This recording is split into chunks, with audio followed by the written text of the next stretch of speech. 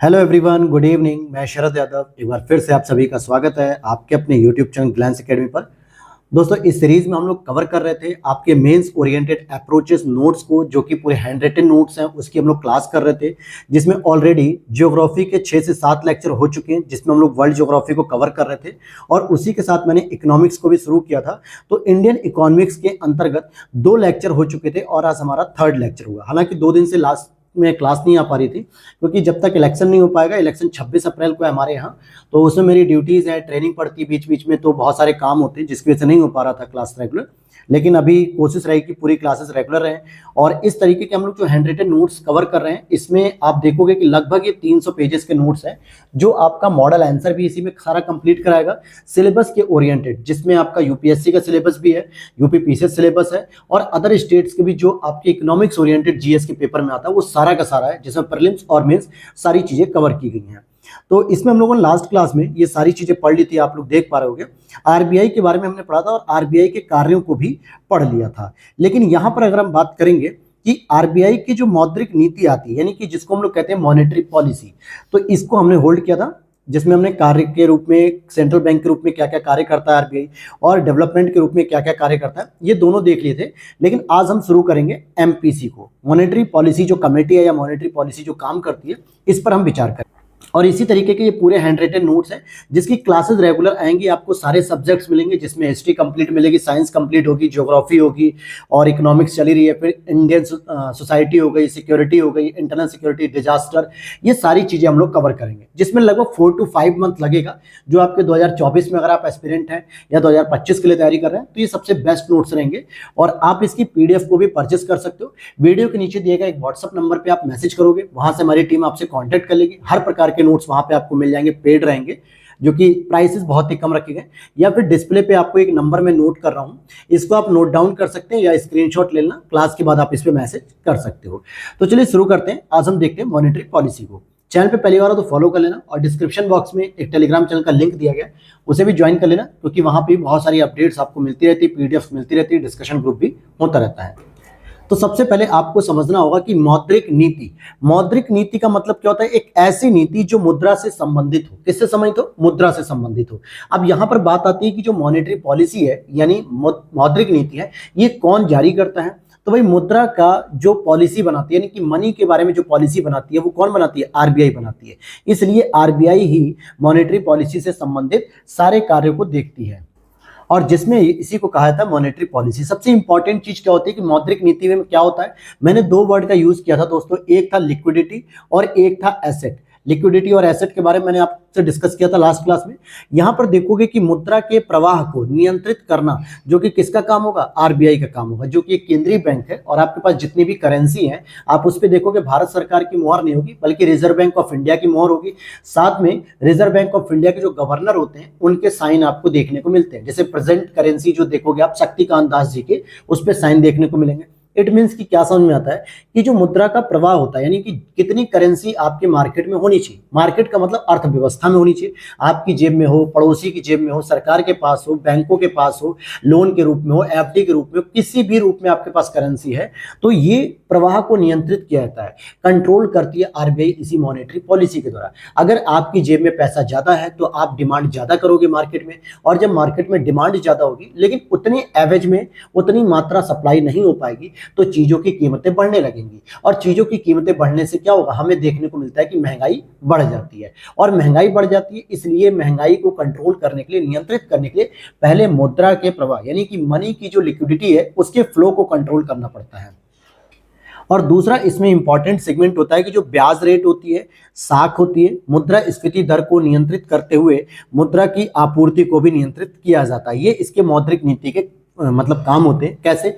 ब्याज दर का मतलब होता है जो रेपो रेट होती है। रेपो रेट का मतलब होता है दोस्तों, जिस दर पे एसबीआई, प्राइवेट बैंक जितने भी होते हैं, पीएनबी हो गया, bank of Baroda, ICICI, HDFC, जो भी बैंक आरबीआई से जो लोन लेते हैं ना, जो पैसा लेते हैं ऋण के रूप में, वो रेट कितनी होगी? और वही रेट ऐसी होती जिससे अधिक रेट पर ही फिर आम ग्राहकों को एसबीआई वगैरह क्या करती है? लोन देती है। आखिर उनके पास भी तो एक पैसा होना चाहिए ना लोन देने के लिए, और वो लोग पैसा कहां से लेते हैं? आरबीआई से लेते हैं। और आरबीआई भी कुछ ऋण रखती है, मतलब कहने का मतलब हो गया कि कोई ब्याज दर रखेगी, उसी पे आपको देती है, फिर वहां से आपको बैंकों के द्वारा आपको मिल जाता है।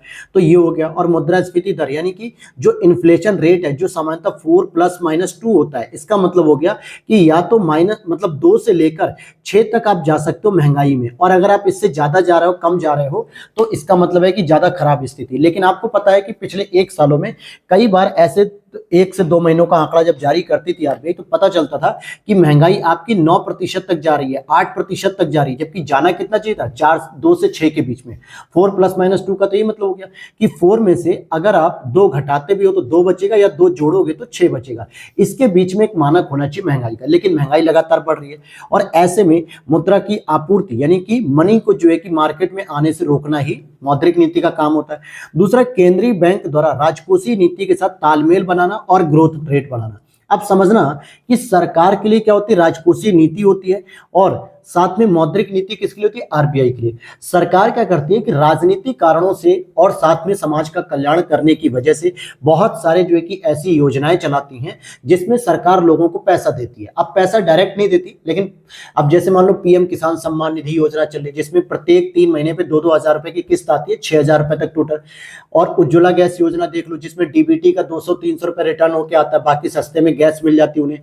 बहुत सारे ऐसे प्रोडक्ट होते हैं जिसपे सब्सिडी दी जाती है सरकार के द्वारा, अर्थात किसी ना किसी माध्यम से लोगों के पास पैसा बचता है।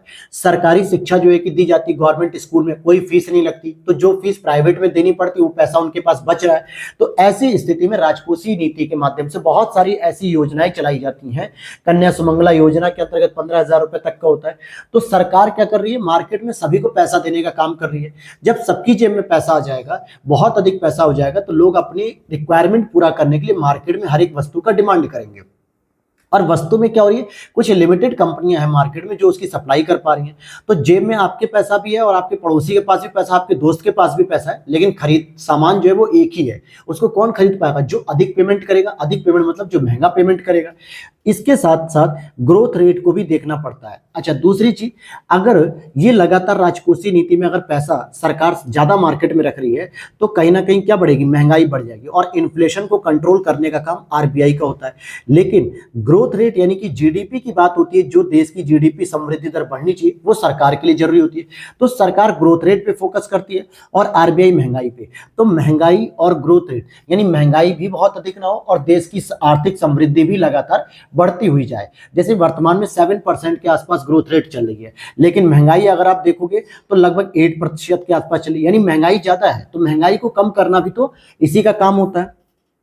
अब यहाँ पे कुछ मौद्रिक नीति के उद्देश्य भी होते हैं, और इसके बाद जो आपको कठोर मौद्रिक नीति है, सस्ती मौद्रिक नीति है, इस पे भी आपको प्रश्न देखने को मिलेगा। अब यहाँ पर इसके कुछ उद्देश्य भी हैं, जैसे मुद्रा की तरलता यानी कि लिक्विडिटी को नियंत्रित करना। अगर देखो, आरबीआई का सिंपल सा काम होता है, जो सबसे इंपॉर्टेंट काम माना जाता है, वो होता है इन्फ्लेशन को कंट्रोल करना, यानी महंगाई को रोकना। ये चीज आप समझ लो, ये सरकार का काम तो होता ही होता है, लेकिन सरकार के साथ आरबीआई का भी काम होता है। और इसके लिए 2 कारण होते हैं। आरबीआई हमेशा कोशिश करती है लोगों के पास कम से कम पैसा रहे। अगर जितना मनी कम रहेगा लोगों के पास, उतने ही वो लोग क्या करेंगे, डिमांड को कम पैदा करेंगे। और जब डिमांड कम होगी तो सप्लाई जितनी भी है वो हमारे लिए पर्याप्त रहेगी, जिससे कोई भी वस्तु की कीमत नहीं बढ़ पाएगी। इन्फ्लेशन को कंट्रोल करने के लिए हमेशा लोगों के पास पैसे कम रखना चाहती है आरबीआई। और आप कहोगे सर इस हिसाब से तो आरबीआई बेकार है, आरबीआई जो है कि हमारे देश को गरीब बना रही है।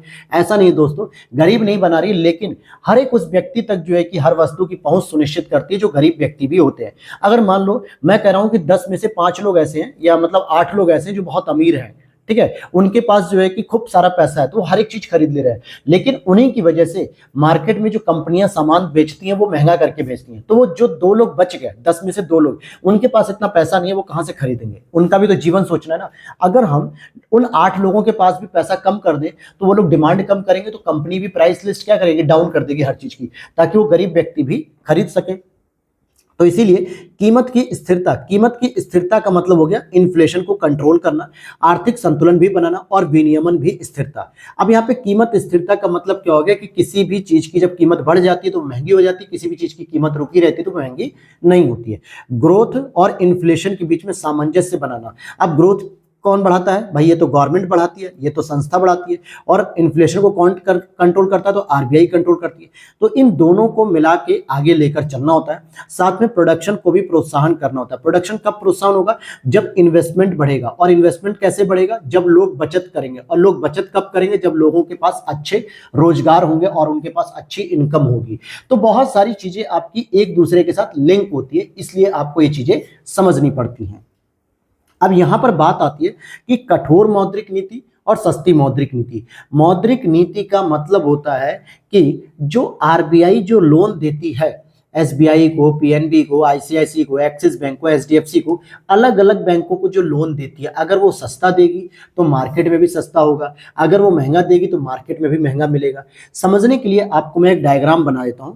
जैसे मान लेते हैं, आप समझिएगा मेरी बात को, एक यहाँ पे ए नाम का कोई कस्टमर है, ठीक है, ये आता है एसबीआई के पास, मैं एक बैंक का नाम ले रहा हूँ, और एसबीआई के पास कहता है कि सर मुझे 4 लाख रुपए चाहिए, ठीक है। एसबीआई कहता है भाई मेरे पास अभी पैसा नहीं है, मैं जाता हूं आरबीआई के पास पैसा मांगने, ठीक है, आरबीआई के पास पैसा जाता हूं मांगने। आरबीआई से इसने ले लिया कितना? 10 लाख रुपए कि सर मुझे 10 लाख रुपए दे दीजिए, क्योंकि मुझे 3-4 ग्राहकों को 4 लाख, 2 लाख, 1 लाख रुपए करके देना है। आरबीआई ने कहा ठीक है, मैं तुम्हें 10 लाख रुपए दे देता हूं, लेकिन मैं तुमसे बदले में 6% का ब्याज लूंगा, यानी कि 10 लाख पे 6% का ब्याज लूंगा 1 साल में। एसबीआई कहता है ठीक है। अब ध्यान से समझना कि एसबीआई क्या कहेगा? आपको 4 लाख रुपए दे देगा, कहेगा सर मैं 10 लाख रुपए रखा हूं, 4 लाख आपको दूंगा, लेकिन मैं 6% पे नहीं दूंगा, मैं आपको 10% पे दूंगा। क्यों? क्योंकि 6% तो आरबीआई ले लेगी मुझसे, बचे 4%। 4% में मुझे अपना प्रॉफिट भी कमाना है, 1%, 2% का, और 2% ही जो है कि मेरे पास बचेगा। तो ये चीज आप समझिएगा, ठीक है। तो आप भी कहोगे ठीक है सर मैं 4 लाख रुपए ले लेता हूं पर्सनल लोन और 10% आपको रिटर्न करूंगा। अब समझना, अब आपके पास 4 लाख रुपए आ गए, अब आप उस 4 लाख रुपए को लेके गए मार्केट में, आपने बहुत सारा सामान खरीदा, टीवी, मोबाइल, हैंडसेट वगैरह वगैरह चीजें आपने खरीदी, और आपके पास पैसा आया और आपने क्या किया? सामान की कीमत बढ़ा दी, क्योंकि आपकी तरह और भी तो लोग आए पैसा लेके, भाई हमें भी बैंक से मिला, हम भी ये चीज खरीदेंगे, हम भी ये चीज खरीदेंगे। तो कंपनी ने क्या किया? सामान का प्रोडक्शन कम किया, बल्कि क्या किया? महंगाई बढ़ा दी, कीमत बढ़ गई। तो ये चीज होती है मौद्रिक नीति। अब कठोर और सस्ती कैसे होगी? मैं कहता हूं कि अगर ये 10% की जगह 20% पे एसबीआई देगी तो क्या आप लोगे? नहीं लोगे ना, कहोगे यार 20% तो बहुत महंगा लोन है, 4 लाख में हम नहीं लेंगे। जब 10-12% आ जाएगा, 5%, तब हम ले लेंगे। ये 20% कब होगा? जब एसबीआई को भी महंगा मिले। मान लीजिए एसबीआई को 16% पे मिला, और ये 16% कब हुआ? जब आरबीआई ने इस चीज को बढ़ा दिया। और इसी चीज को कहा जाता है कठोर मौद्रिक नीति। कठोर मौद्रिक नीति का मतलब होता है आरबीआई चाहती है कि भारतीय अर्थव्यवस्था के अंतर्गत जो भी लोग हैं उनके पास कम से कम पैसा जाए, जिससे वो चीजों की कीमत ना बढ़ा पाए। तो कठोर मौद्रिक नीति का अपनाया आरबीआई ने, 16% की ब्याज रेट कर दी। एसबीआई ने फिर भी मजबूरी में 10 लाख रुपए ले लिए, और यहाँ पे 4 लाख, हालांकि एसबीआई भी कहेगा सर अब तो मैं 10 लाख नहीं लूंगा, अब तो मैं केवल 5 लाख रुपए लूंगा, क्योंकि इतनी महंगी रेट पे कौन लेगा भाई? इतना महंगा तो कोई नहीं लेगा कस्टमर। अब एसबीआई ने कहा कि हाँ साहब आप बताइए आपको 4 लाख रुपए चाहिए थे, आप कहोगे सर मुझे 4 लाख तो चाहिए।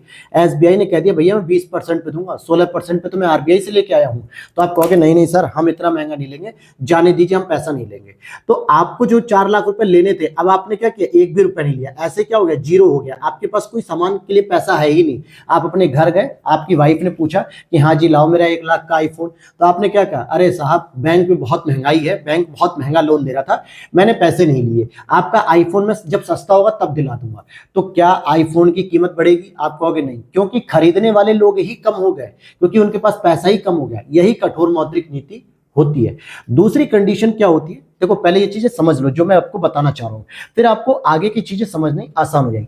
दूसरी कंडीशन एक ये होती है कि आपके पास एक भी पैसा नहीं है मार्केट में, ठीक है, आपके पास पैसा नहीं है, और ऐसे आप जैसे लोग बहुत सारे लोग हैं कि आपके पास पैसा नहीं है, यानी मंदी हो गई, और कंपनी का सारा सामान जो है कि सप्लाई जो पड़ी है मार्केट में, ये बहुत ही ज्यादा सामान पड़ा हुआ है, लेकिन ये बिक नहीं रहा है।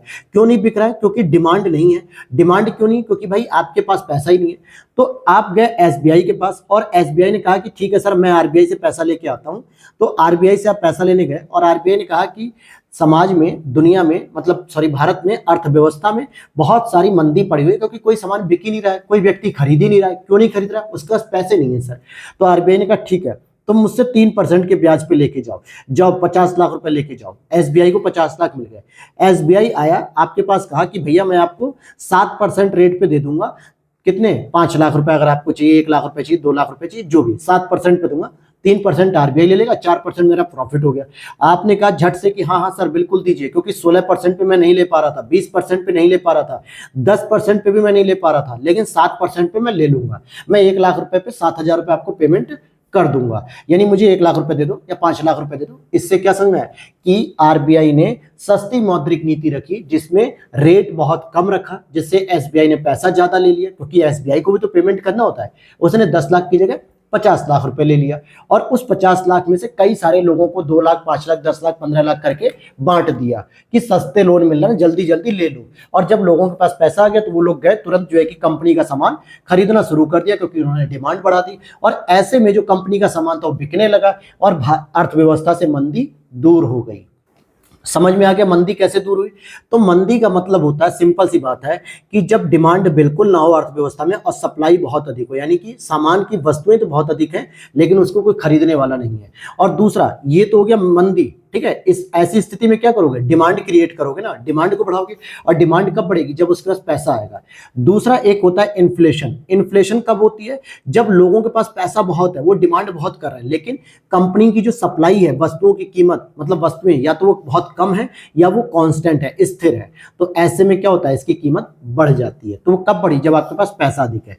तो यही होता है आरबीआई की कठोर मौद्रिक नीति और सस्ती मौद्रिक नीति। अब आ जाओ हम एक एक पॉइंट को समझते हैं। तो ध्यान से समझना कि जब आरबीआई के द्वारा ब्याज की रेट को बढ़ा दिया जाता है तो मार्केट में पैसा कम हो जाता है। कैसे बढ़ा दिया जाता है? यानी 6% देने लगे एसबीआई को, या फिर 16% देने लगे, या फिर 21% देने लगे। और ऐसे में एसबीआई ने क्या किया? पैसा लेने से मना कर दिया कि भैया इतना महंगा हम नहीं लेंगे, क्योंकि इतना महंगा तो आम पब्लिक भी नहीं लेगी, वो क्या करेगी। तो ऐसे में ब्याज रेट बढ़ाते ही मार्केट में पैसा कम हो गया, लोगों के पास पैसा कम पहुंचा, उन्होंने डिमांड कम की। ऐसे में क्या होगा? समग्र मांग, यानी पूरे भारतीय अर्थव्यवस्था की मांग कम हो जाएगी, और जब मांग कम हो जाएगी तो कीमत अपने आप कंट्रोल हो जाएगी।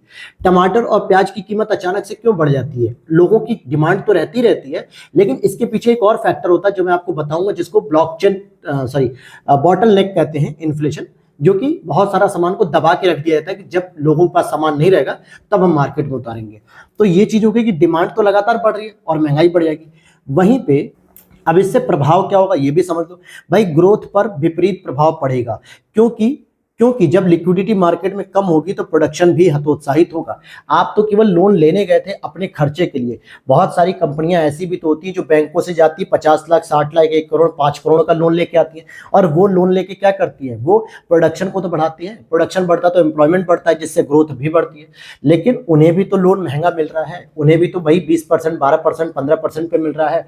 तो कंपनियां भी मनी कर देती है, कहती नहीं भैया हमें 5 करोड़ लोन की जरूरत तो थी, लेकिन आप बहुत महंगे रेट दे रहे हो, हम लोन नहीं लेंगे। और जब वो लोन नहीं लेंगे तो प्रोडक्शन कहां से होगा? वो इन्वेस्टमेंट कहां कर रहे हैं? कुछ नहीं कर रहे हैं। तो ग्रोथ भी घट रही है भारत की। तो कहीं ना कहीं हमें ग्रोथ को भी बनाए रखना है और महंगाई भी कंट्रोल करनी है। तो आप देख पा रहे हो कि आरबीआई के पास कैसा विरोधाभास है, कैसे वो कंट्रोल करें इन सब चीजों को। वहीं दूसरी तरफ जब वो सस्ती मौद्रिक नीति अपनाते हैं तो आरबीआई के द्वारा ब्याज दर को कम कर दिया जाता है और मार्केट में पैसा उतार दिया जाता है बहुत अधिक मात्रा में, जिससे प्रोडक्शन जो है कि प्रोत्साहन होने लगता है। बड़ी बड़ी कंपनियों को जो है कि लोन मिलता है, वो प्रोडक्शन करती है, लोगों के पास फिर पैसे आने लगते हैं, क्योंकि प्रोडक्शन करोगे तो एम्प्लॉयमेंट भी तो दोगे, लोगों को रोजगार दोगे, तभी तो उन्हें पैसे मिलेंगे, बोनस कमाएंगे, वो एक्स्ट्रा ड्यूटी करेंगे, तो डिमांड बढ़ेगी। और डिमांड बढ़ने का मतलब है लोगों के खरीदने की क्षमता बढ़ गई, क्योंकि अब लोगों के पास पैसा आ गया। ऐसे में महंगाई भी बढ़ सकती है, एक कारण ये भी है, ठीक है, क्योंकि कीमत बढ़ जाएगी ना। दूसरा, आर्थिक मंदी को दूर करने का भी एक सबसे इंपॉर्टेंट उपाय हो सकता है, यानी आर्थिक मंदी को भी आप दूर कर सकते हो, क्योंकि लोगों के पास पैसा नहीं था तो आपने आर्थिक मंदी दूर की। अब जरा यहाँ पे एक डायग्राम है, इस डायग्राम से समझिएगा आप। देखिए यहाँ पे कलर वाइज पेन को यूज किया गया है। अगर आप देखोगे मौद्रिक नीति की, तो कठोर मौद्रिक नीति का मतलब होता है ब्याज रेट को बढ़ा देना। ब्याज रेट बढ़ेगा तो मार्केट में पैसा कम पड़ेगा, पैसा कम होगा तो हम महंगाई को तो कंट्रोल कर लेंगे, लेकिन इसका जो विपरीत प्रभाव पड़ेगा, आर्थिक समृद्धि भी हमारी घट जाएगी, ठीक है। और किसी भी देश की अगर जीडीपी 10% से घट के 4% पे आ जाए, 2% पे आ जाए, तो वो देश कोलैप्स कर जाएगा, वो देश की अर्थव्यवस्था ही खत्म हो जाएगी। दूसरा, अगर मौद्रिक नीति सस्ती कर दी जाए, इसका मतलब ब्याज की रेट कम कर दी जाए, अर्थात लोगों के पास पैसा पहुंचने लगेगा। इससे क्या होगा कि आर्थिक समृद्धि भी बढ़ने लगेगी, क्योंकि कंपनी भी इन्वेस्टमेंट करेंगी। लेकिन जब लोगों के पास पैसा बढ़ेगा तो लोग डिमांड करेंगे, और डिमांड करने का जो विपरीत प्रभाव होगा वो मुद्रास्फीति को बढ़ाएगा, महंगाई को बढ़ाएगा। तो अब यहाँ पर एक चैलेंजिंग गेम होता है आरबीआई के पास कि कैसे मुद्रास्फीति को कंट्रोल करे और कैसे इकोनॉमिक ग्रोथ को भी प्रभावित न होने दे।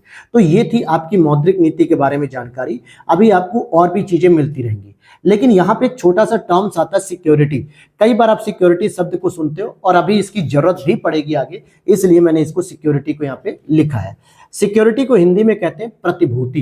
किस प्रकार की सिक्योरिटी भाई? ये सामान्यतः गवर्नमेंट सरकार आपको सिक्योरिटी देती है, एक बॉन्ड देती है, मतलब प्रतिभूति देती है। अर्थात ये एक ऐसे दस्तावेज होते हैं कागज के जिन पे सरकार की मोहर होती है, आरबीआई की मोहर होती है, जो कि बाजार से धन एकत्रित करते हैं। बाजार का मतलब क्या है? भारतीय अर्थव्यवस्था में आप भी एक बाजार के ही हिस्से हो। आप कोई भी चीज बाजार से खरीदते हो, बाजार में आपका बैंक भी आता है, बाजार में आपकी मार्केट भी आती है, बाजार में आपके मॉल भी आते हैं, बाजार में आपकी सरकार भी आती है, बाजार में आपके शेयर मार्केट भी आते हैं, सब कुछ बाजार में आती है। तो अर्थात बाजार से धन एकत्रित करना। अब धन एकत्रित करने का मतलब क्या है? आपसे ही धन एकत्रित करेगी सरकार। कैसे करेगी ये समझ लो। जैसे अब जिन्हें सरकार के द्वारा जारी किया था, जिसमें लिखा होता है भारत सरकार या फिर राज्य सरकार, उत्तर प्रदेश राज्य सरकार, जो कि एक सरकारी प्रतिभूति कहलाती है, जिसका उद्देश्य होता है कि बाजार से धन इकट्ठा करना, और यह निवेश का सुरक्षित विकल्प है। कैसे? अब यहाँ पे समझ लो।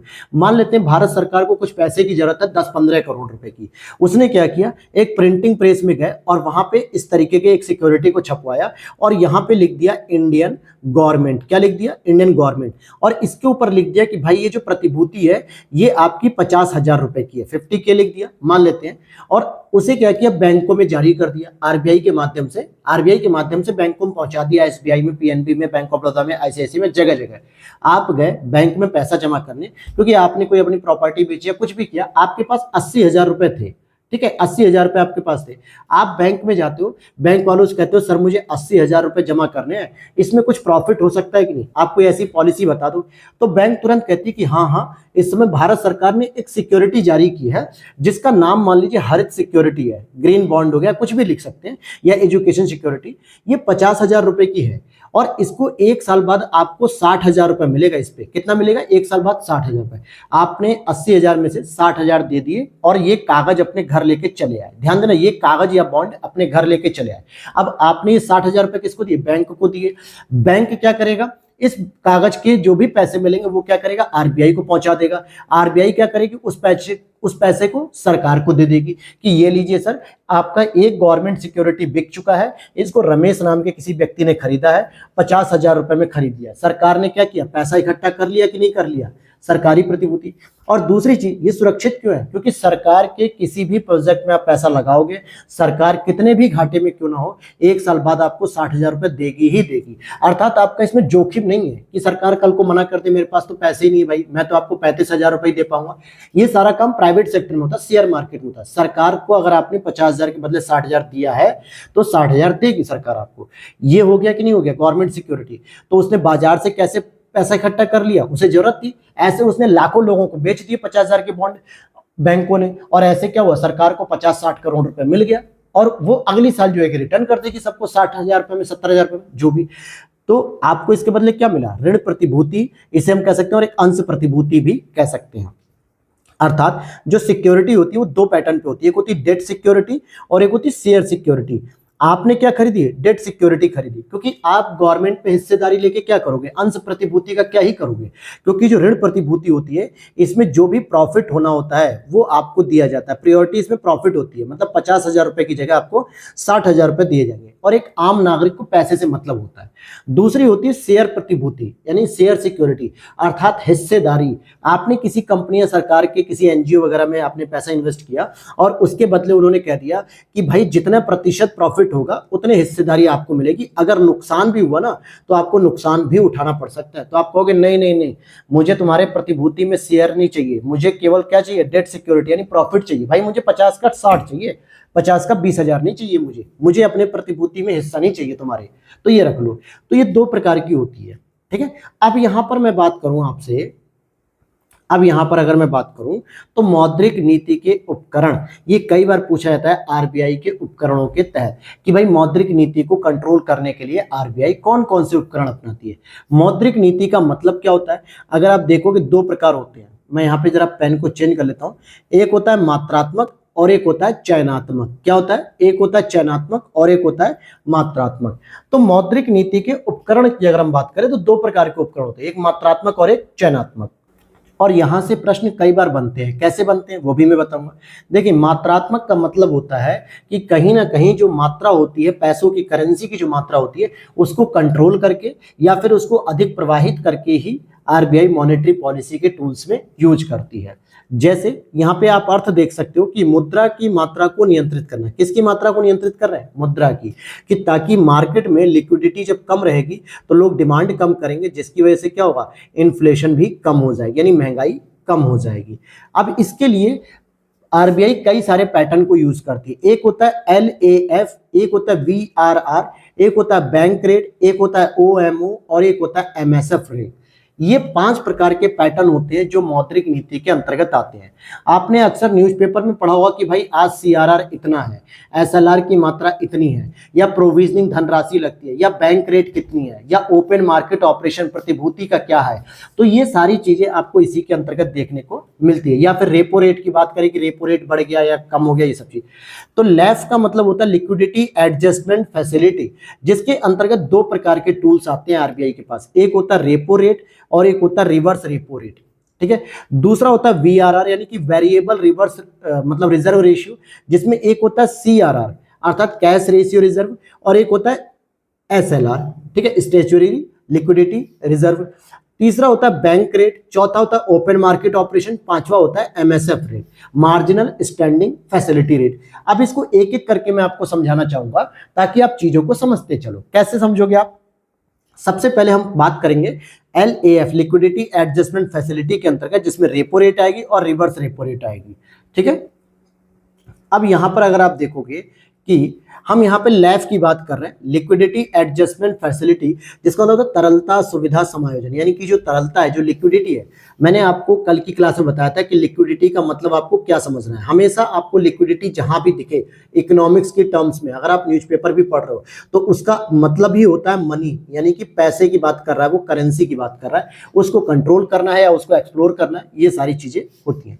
अब यहां पर अगर आप देखोगे लैफ का मतलब होता है अल्पकालिक तरलता नियंत्रित, यानी अल्पकालिक अवधि के लिए तरलता को मैनेजमेंट करना, यानी कि कम समय के लिए जो आप पैसा वगैरह लेती है बैंक आरबीआई से, फिर आपको भी वो लोन देती है, उसी को कहते हैं। अर्थात कि हम इस पे अल्पकालिक मुद्रास्फीति को कंट्रोल कर सकते हैं। परमानेंट जो है कि मुद्रास्फीति कंट्रोल नहीं हो सकती, परमानेंट हो रही होती तो आज से 10 साल पहले, 15 साल पहले, 20 साल पहले तो केवल 3% महंगाई थी, आज 8% महंगाई है। यानी अल्पकालिक तौर पे कम समय के लिए 2 महीने, 4 महीने, 5 महीने, 1 साल के लिए केवल महंगाई को कंट्रोल कर सकते हो, फिर वो बढ़ेगी, फिर घटेगी, फिर बढ़ेगी।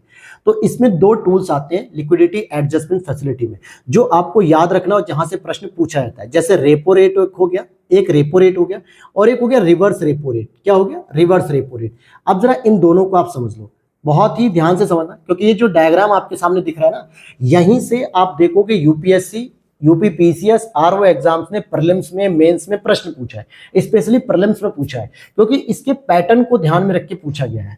अब ध्यान से समझना, रेपो रेट क्या होती है पहले तो आपको ये पता होना चाहिए, और रिवर्स रेपो रेट क्या होती है ये समझ लो। रेपो रेट का मतलब होता है कि जब आरबीआई के द्वारा व्यापारिक बैंक को अल्पकालिक ऋण दिया जाता है। मैं अभी एग्जाम्पल के तौर पर आपको बता रहा था कुछ देर ही पहले कि आरबीआई के पास एसबीआई आता है। क्या करता है, एसबीआई आता है पैसा लेने। कितने लाख रुपए, मान लो इसने कहा कि सर मुझे 10 करोड़ रुपए चाहिए। आरबीआई ने कहा ठीक है साहब मैं आपको दे दूंगा, लेकिन कितने परसेंट पे दूंगा, मैं आपको लगभग 6% पे दूंगा। ठीक है, मैं लगभग आपको कितने परसेंट पे दूंगा, 6% पे दूंगा, एसबीआई ने कहा। तो ये जो 6% है यही तो रेपो रेट कहलाएगी। रेट मतलब दर और रेपो मतलब होता है रीपर्चेसिंग ऑप्शन। इसका मतलब होता है कि रीपर्चेसिंग ऑप्शन यानी कि पुनः खरीदना, इसका भी विकल्प होना चाहिए। अब ध्यान से समझना कि एसबीआई ने क्या किया, कुछ प्रतिभूति भी दे दी, यहाँ पे आदान प्रदान कर दिया, और कुछ जो है कि अपनी कोलेट्रल रख दिया। आरबीआई के पास आती है और कहती है सर मुझे 10 करोड़ रुपए दे दीजिए, 6% पे मैं रिटर्न कर दूंगा। 6% पे मैं रिटर्न कर दूंगा। तो ये जो 6% है यही होता है रेपो रेट। तो ध्यान से समझो, व्यापारिक बैंकों को एक अल्पकालिक ऋण दिया कि नहीं दिया आरबीआई ने? अच्छा, अब यहां पर समझना कि आरबीआई के द्वारा देने पर, समझना, अगर रेपो रेट अधिक है, मान लो 6% की जगह मैं कह दूं कि 12% है, तो मार्केट में पैसा कम होगा कि नहीं होगा? क्योंकि सभी एसबीआई या कोई भी बैंक 10 करोड़ रुपए न ले, हो सकता है 1 ही करोड़ रुपए ले, क्योंकि उसे भी तो महंगा पड़ेगा ना। क्योंकि जब वो 12% पे खरीद रही है तो आगे मार्केट में भी तो 15-16% पे देगी कुछ प्रॉफिट कमाते हुए। और 15-16% पे बहुत बड़ा एक व्यापारी वर्ग तो ले सकता है, लेकिन आम पब्लिक नहीं देगी क्योंकि उसे नुकसान ज्यादा हो रहा है। तो इसका मतलब हो गया कि मार्केट में महंगाई कम हो गई, इन्फ्लेशन कम हो गई, क्योंकि जब पैसा कम गया। अगर इसी की जगह यही रेपो रेट घट जाए, यानी ब्याज दर कम हो जाए, तो इसका मतलब है लिक्विडिटी बढ़ जाएगी। और जब लिक्विडिटी बढ़ जाएगी, अर्थात 12% से घट के ये 3% पे आ जाए, ठीक है, 3% पे एसबीआई को पैसा मिलने लगा, तो एसबीआई 1 करोड़ नहीं लेगी, फिर कहेगी तुरंत कि सब मुझे आप 70 करोड़ रुपए दे दो, बस बहुत सस्ता लोन है इसमें, 70 करोड़ रुपए दे दो, मैं पब्लिक को बांट दूंगा सारा पैसा, और मैं दे दूंगा करीब करीब 7% पे पब्लिक को, 4% तो प्रॉफिट कमाऊंगा फटाफट फटाफट। और आप भी जाओगे 16% की जगह, अगर आपको 7 करोड़ पे मिल रहा है तो लिक्विडिटी आपके पास बढ़ी कि नहीं बढ़ी? और आपके पास जब पैसा है तो आपने डिमांड करनी शुरू कर दी, और इससे क्या होगा? इफेक्टिव डिमांड क्रिएट होगी। इससे एक तो मंदी दूर हो जाएगी, यानी मंदी कम हो जाएगी। दूसरा एक यह भी कारण हो सकता है कि इन्फ्लेशन भी बढ़ सकती है, महंगाई भी बढ़ सकती है। तो इसे कहते हैं रेपो रेट। और लगातार ये चर्चा में था कि इस बार ये रेपो रेट 6.50% तक हो गई, जो कि सामान्यतः लगभग 4.5% के आसपास रहती है, लेकिन इस बार जो है कि ज्यादा महंगी हो गई। और इसी के पीछे, इसी की वजह से आप देखोगे कि रेपो रेट की वजह से बहुत कम लोग जो है कि लोन ले रहे हैं, महंगाई ज्यादा है ना। अब रिवर्स की बात क्या होती है भाई? रिवर्स की बात है कि कभी कभी ऐसा भी होता है कि एसबीआई या पीएनबी या बैंक ऑफ बड़ौदा या एक्सिस बैंक, कोई भी बैंक है, उनके पास प्रॉफिट भी बहुत अधिक हो जाता है। जैसे आपके पास, मान लो आपके पास जरूरत से ज्यादा पैसा है, आपके घर में अभी 10 लाख रुपए है, और आपको पता है कि अगर ये 10 लाख रुपए मैंने अपने घर में रखे ना, तो ये पक्का किसी न किसी काम से खर्च हो जाएंगे, बहुत सारी विपत्ति आ जाएगी। पता चला कि हम अपने शौक पूरे करने लगे, महंगे कपड़े, महंगी गाड़ियां, महंगे फोन्स लेने लगे। अगर मैं क्यों ना केवल 2 लाख रुपए अपने घर पे रख लूं इमरजेंसी केस के लिए, इससे यूज करूंगा, और 8 लाख रुपए क्या करूं? बैंक में जमा कर दूं, और बैंक में जमा करने पर मुझे कुछ फायदा भी होगा। तो इसी तरीके से एसबीआई के पास, मान लो उसने 70 करोड़ रुपए लिए थे, या कह दूं एसबीआई के पास पहले से कुछ पैसे थे, और इस समय एसबीआई के पास 135 करोड़ रुपए हैं। एसबीआई कह रहा है यार इतना पैसा मैं लेके क्या करूंगा, कुछ पैसा क्या करूं मैं आरबीआई को दे दूं, आरबीआई को दे दूं। तो वो गया आरबीआई के पास, यानी व्यापारिक बैंकों से ऋण ले लेता है आरबीआई। हालांकि इसको ऋण लेना गलत वर्ड होगा, ये कह सकते हैं कि व्यापारिक बैंक अपना पैसा जमा करते हैं आरबीआई के पास। यहां तो उधार ले रहे थे रेपो रेट में 6%, 12%, 8%, 9% पे, लेकिन यहां पे वो रिटर्न कर रहे हैं आरबीआई को। और रिटर्न क्या कर रहे हैं? अर्थात बैंकों द्वारा देने पर, अर्थात जमा कर देते हैं वो आरबीआई के पास, और वो कहते हैं कि सर इससे जो है कि हमें भी तो कुछ रिटर्न मिलेगा ही।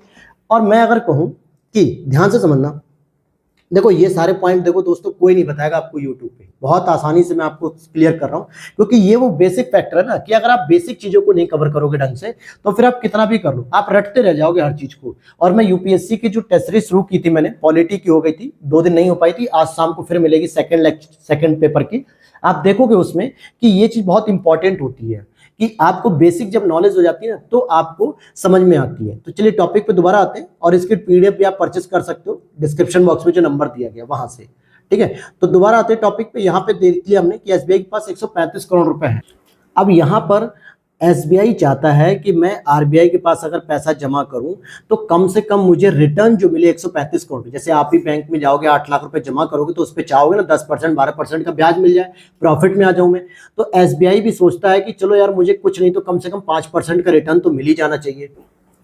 और आप आरबीआई के पास गए, आरबीआई ने रिवर्स रेपो रेट के तौर पे कहा कि भाई मैं 5% नहीं दूंगा, मैं आपको केवल 4% रिटर्न दूंगा। 135 करोड़ रुपए जब आप लेने आओगे तो मैं आपको 4% का रिटर्न करूंगा। और आपने कहा कि नहीं सर ये तो काफी नुकसान होगा, क्योंकि बाहर लोन देने पर ही मैं अगर आम पब्लिक को भी लोन दूंगा तो मुझे कम से कम 7% का लोन दे रहा हूं, मैं प्रॉफिट में चल रहा हूं मैं 3% में, आप तो बहुत कम दे रहे हो, आप देखो ना 5-6% हो जाए। आरबीआई कहता नहीं नहीं नहीं, रिवर्स रेपो रेट केवल 4% है, रिटर्न में 4% करूंगा। एसबीआई का दिमाग घूम गया, एसबीआई बोला ना भाई रहने दो, मैं 7% में पब्लिक को ही पैसा दे दूंगा, मुझे प्रॉफिट मिल जाएगा। तो ऐसे में जब रिवर्स रेपो रेट आरबीआई ने क्या किया, कम रखा, तो आपने क्या किया, एसबीआई ने पैसे को मार्केट में ही दे दिया, बोला कि नहीं मैं अर्थव्यवस्था में दे दूंगा, लोगों को लोन दे दूंगा 7% पे, इससे लोगों के पास पैसा आएगा, लोग प्रभावी डिमांड क्रिएट कर देंगे। आरबीआई चाहती थी महंगाई रुक जाए, आरबीआई ने तो फेल कर दिया इस पैटर्न को, महंगाई रुकी नहीं बल्कि लोगों के पास पैसा आ गया, अर्थात मंदी दूर हो सकती है। अब अगर इसकी जगह आप 5% की उम्मीद करके गए थे, लेकिन अचानक से आरबीआई कहेगी भाई मैं तुझे 6.5% का रिटर्न दूंगा, कितना दूंगा, 6.5% का, और एसबीआई कह रहा है कि हाँ यार ये तो सही है, बाहर तो मैं 7% का ही केवल लोन कमाऊंगा, जिसमें मुझे रिस्क भी है, बहुत सारे लोग पैसा रिटर्न भी नहीं करते हैं, सरकार माफ भी कर देती है, और एसबीआई तो रिटर्न भी कर देगी आराम से। तो आपने कहा ठीक है सर, 6.5% तो बहुत है, मैं तो 5% मान के चला था, आप मुझे 6.5% रिटर्न कर रहा हो, ऐसा करो 135 करोड़ रुपए पूरे रख लो मेरे।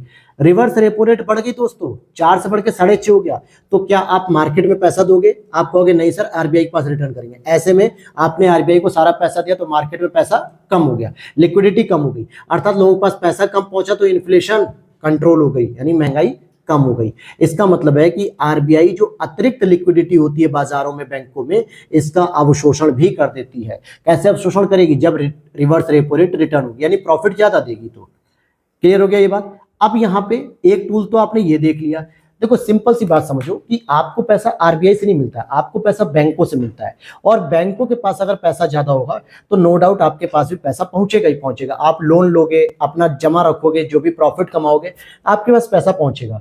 आरबीआई ने क्या सोचा कि क्यों ना हम बैंकों से सारा पैसा उठा लेते हैं, और जब बैंकों से सारा पैसा उठा के हम अपने पास रख लेंगे तो बैंकों के पास कुछ रहेगा ही नहीं, जब रहेगा नहीं तो आप लोन भी नहीं दोगे, ऐसे में बैंकों के पास भी दिक्कत नहीं होगी और आप लोन भी नहीं दोगे, तो लोगों के पास भी पैसा कम पहुंचेगा। जब लोगों के पास पैसा कम पहुंचेगा तो लोग डिमांड कम करेंगे, और ऐसे महंगाई नहीं बढ़ेगी, महंगाई रुकी रहेगी। तो ये सारी चीज कैलकुलेट करने के लिए आरबीआई ने एक पैटर्न तो लगाया रेपो रेट का और रिवर्स रेपो रेट का। अब यहां पर दूसरा पैटर्न उसने लगाया वेरिएबल का, यानी कि सीआरआर और एसएलआर। इसको देख लेते हैं, क्योंकि ये सारे के सारे जो टूल्स है ना, ये सभी के सभी लिक्विडिटी को कंट्रोल करने के लिए, जिससे मुद्रास्फीति रुकती है, महंगाई रुकेगी। दूसरा एक पैटर्न आता है सीआरआर और एसएलआर, लेकिन उसको हम आगे बढ़ने से पहले आपको एक वर्ड याद रखना होगा, एक शब्द को समझना होगा, एनडीटीएल किसे कहते हैं। एनडीटीएल की फुल फॉर्म होती है net demand and time liabilities. देखो अगर ध्यान से समझते चलोगे ना तो आपको सारे टॉपिक कवर हो जाएंगे, और मैं इतना आसान भाषा में समझा रहा हूं कि आपको दोबारा समझ में मतलब प्रॉब्लम ही नहीं आएगी कि इकोनॉमिक्स जैसे शब्द को आपने बिल्कुल नहीं समझ पाए। किसी भी बैकग्राउंड के हो आपको इकोनॉमिक्स समझ में आ जाएगी, बिल्कुल आ जाएगी, ठीक है। अब यहाँ पे मैं सीआरआर को पढ़ाने वाला हूं आपको और एसएलआर को, लेकिन इन दोनों में ही आपको एक वर्ड का प्रयोग करना पड़ेगा, एनडीटीएल। तो पहले हम एनडीटीएल को समझ लेते हैं कि होता क्या है। यहाँ पे क्या लिखा है, निवल मांग और समय देयता। समय देयता का मतलब होता है जो आप लोग एफडी करते हो या आरडी करते हो कि 1 साल के बाद ही हम आप इसे तोड़ सकते हो, लेकिन निवल मांग का मतलब होता है नेट डिमांड। डिमांड का मतलब होता है जब भी आप चाहोगे इस पैसे को निकाल सकते हो। मान लो आपने सुबह बैंक में जमा किए 5 लाख रुपए, आपको शाम में अर्जेंट 3 लाख रुपए चाहिए, तो आप 3 लाख रुपए शाम में ले जाओ।